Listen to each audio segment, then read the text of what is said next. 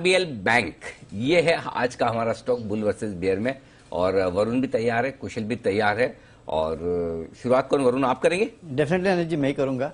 ऐसा कुछ है नहीं वरुण शुरुआत करने वाला आपके स्टॉक। नहीं, लेकिन बुल में हो तो वो शुरुआत नहीं कर देता, इसके लिए और कुछ नहीं। देखिए वो है ना, मार्केट हो या स्टॉक हो, जाना ऊपर ही है, तो इसको भी जाना ऊपर ही है। थोड़ी बहुत दिक्कतें हैं, दिक्कतों के चलते स्टॉक में कहीं ना कहीं गिरावट देखने मिल रही है, लेकिन मुझे लगता है कि ज्यादातर चीजें जो है इस काउंटर के लिए डिस्काउंटेड है और अब यहां से खोने के लिए कुछ नहीं है। इसके लिए जो है आपके लिए रिस्क नहीं बल्कि केवल रिटर्न है, और यही मैनेजमेंट ने भी कहीं ना कहीं इस कंपनी के लिए कॉन्फिडेंस दिलाया है। और आप देखिए इस कंपनी के तीसरे तिमाही का प्रदर्शन अगर आप देखेंगे तो वो काफी बेहतर रहा है, और कहीं ना कहीं जो आंकड़े हैं वो आप सब दर्शा रहे हैं कि आने वाले दिन शायद अच्छे हो सकते हैं। इनफैक्ट कंपनी ने खुद कहा है जो रिटर्न ऑन एसेट्स है उसको कोशिश करेंगे कि 1% के आसपास लेके जाए, और आने वाले दिनों में उसको और भी सुधारने की पूरी कोशिश की जाएगी। तो इसके लिए मैं कह रहा हूं कि खोने के लिए कुछ बचा नहीं है, यहां से जो भी है वो अच्छा ही होना है, और मैनेजमेंट का कॉन्फिडेंस भी जो है वो कंपनी पर दर्शाता है। बिल्कुल आपके हिसाब से मैनेजमेंट का कॉन्फिडेंस तो है, बट स्टॉक प्राइस में कॉन्फिडेंस नजर नहीं आ रहा है।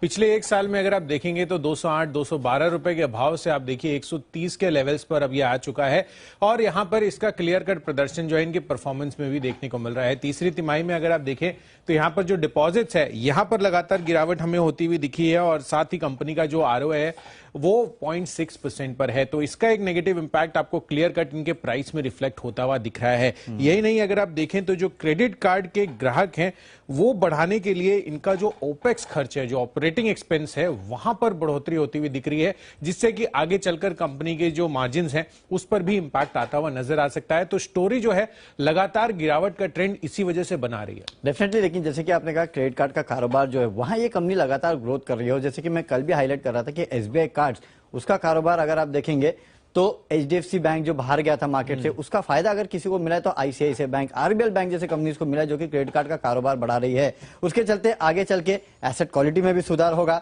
सिर्फ यही नहीं, क्योंकि अब लॉकडाउन खत्म हुए और इकोनॉमी में अगर आप देखेंगे तो एमएसएमई सेगमेंट को काफी यहाँ पे सपोर्ट की जरूरत है, जो कि सरकार दे भी रही है, और वहां से कहीं ना कहीं रिकवरी जो है आपको होते हुए दिखाई देगी। तो ये कुछ ऐसे पॉइंट्स हैं जो कि आगे के कंपनी के ओवरऑल ग्रोथ प्रोस्पेक्ट्स को काफी हद तक सपोर्ट कर सकते हैं।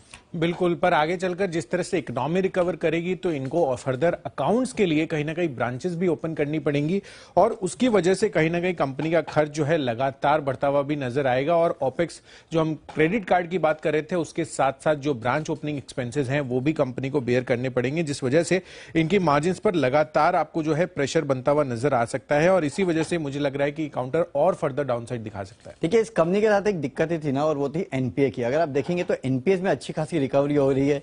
सीसीडी के एनपीएस अगर आप देखेंगे तो वहां से रिकवरी होने शुरू हो चुकी है, और काफी सारे और अकाउंट्स है जहां पे रिकवरी हो रही है। साथ ही साथ वैल्यूएशन अगर आप देखेंगे तो जैसे कि आपने कहा कि 226 के आसपास के आए थे, वहां से ये कंपनी ऑलमोस्ट 40 to 50% के आसपास के डिस्काउंट पे ट्रेड कर रही है, यानी कि यहां से खोने के लिए कुछ नहीं है। और इसके लिए आप देखेंगे सीएलएसए को देखिए, 200 रुपए के आसपास के प्राइस टारगेट जो है सीएलएसए ने इस काउंटर पे दिए हैं, यानी कि यहां से 70 रुपए के आसपास के अपसाइड जो है वो अभी भी सीएलएसए काउंटर में दिख रहा है।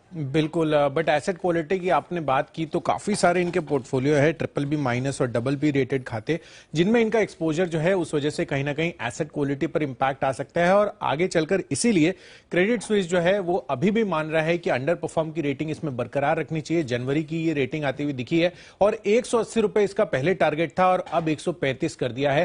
तो हो सकता है कि आगे भी फर्दर डाउनवर्ड रिविजन आपको इस ब्रोकरेज हाउस की तरफ से आते हुए दिखे आरबीएल बैंक पर। लेकिन 4 रुपए के आसपास का अपसाइड अभी भी क्रेडिट स्विस देख रहा है। इसके तो मैं कह रहा हूं कि खोने के लिए कुछ बचा ही नहीं है। 4 रुपए का अपसाइड आपको दिख रहा है, पर 180 से 135 भी हुआ है वरुण। 135 के बाद रिवीजन नहीं, और ये जनवरी में ही हुआ है। अब तक आया रिवीजन? हाँ, 2 तो महीने हो गए। अब आएगा डेफिनेटली रिवीजन आएगा। 4 रुपए भी बचे हैं।